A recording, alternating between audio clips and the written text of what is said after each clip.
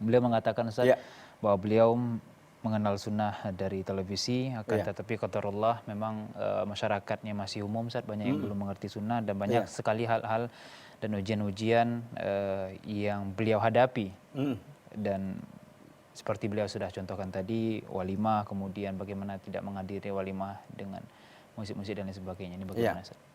Iya, jadi memang apa yang dialami oleh Pak Suratmin di Riau, saya kira ini adalah gambaran umum ya kaum muslimin pada hari ini di Indonesia ini.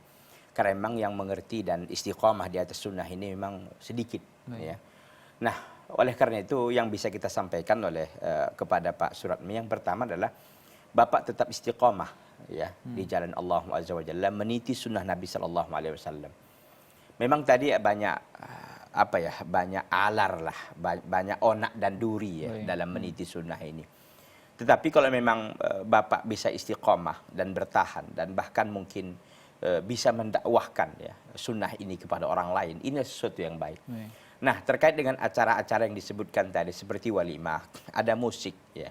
Memang kita faham betul bahwa salah satu yang menggugurkan kewajiban itu memenuhi undangan adalah adanya maksiat. Maksiat. Karena memang undangan itu kan salah satu hak muslim yang wajib kita tunaikan. Wa idza da'aka fa'ajibhu.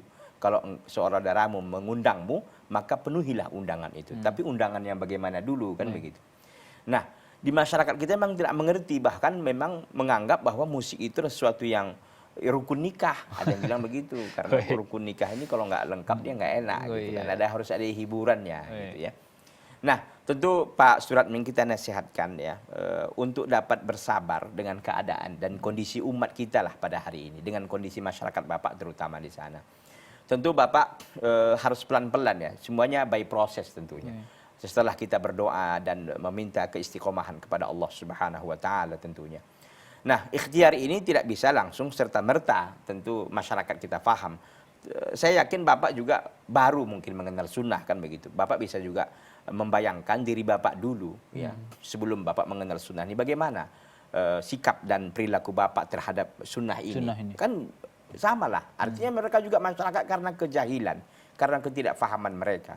Tapi saya yakin dan percaya kalau Bapak istiqomah terus menerus, bahkan mungkin Bapak ad-da'watu bil hal. Dakwah dengan sikap dan perilaku. Jadi dakwah dengan sikap dan perilaku mungkin Bapak kalau ad-da'watu bil lisan mungkin masih kurang begitu, atau mungkin belum mampu. Tapi dakwah bil hal, dakwah dengan sikap, dakwah dengan perbuatan, saya kira itu lebih mengena. Karena memang ad-da'watu bil lisan bil hali afsahu min da'wati bil lisan. Karena dakwah dengan bahasa tubuh, dengan perilaku, dengan akhlak, itu kan lebih mengena daripada dakwah dengan lisan dan retorika. Nah, oleh karena itu walimah-walimah, kutipan-kutipan, ya kalau bisa memang sedikit demi sedikit Bapak kurangi. Mungkin cara menguranginya tidak drastis begitu kan. Contoh kutipan tadi. Mungkin selama ini di kutipannya mungkin kita kasih 10.000, mungkin udah dikurangi jadi 2.000 atau 500 perak. Umpamanya kalau bisa 500 perak, kadang-kadang kan nggak bisa juga 500 perak kan itu. Artinya sudah Bapak mulai udah menjauh dengan ada semacam jarak ya. Sudah mulai menjaga jarak begitu. Tapi tetap saja sikap Bapak kepada saudara-saudara kita kaum muslimin di sana biasa. Karena memang kadang-kadang orang begini ya. Karena dia terlalu drastis ya mengubah dirinya 360%, 360 derajat.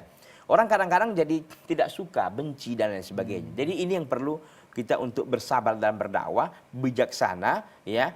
Dengan demikian lama-kelamaan masyarakat akan bertanya, Bapak kok begini selama ini, Bapak kok begini. Di sini penting masuk Bapak. Jadi bisa Bapak sampaikan, ayo kita dengar sama-sama salam TV, atau kita dengar TV-TV kaum muslimin yang lain yang sunnah di Indonesia ini, atau ayo kita ikut ngaji, atau panggil ustadz-ustadz sunnah yang mengerti tentang sunnah, dibuat kajian di situ. Saya kira ini akan menarik dan menjadi amal jariah yang besar bagi Bapak Suratmi yang ada di sana.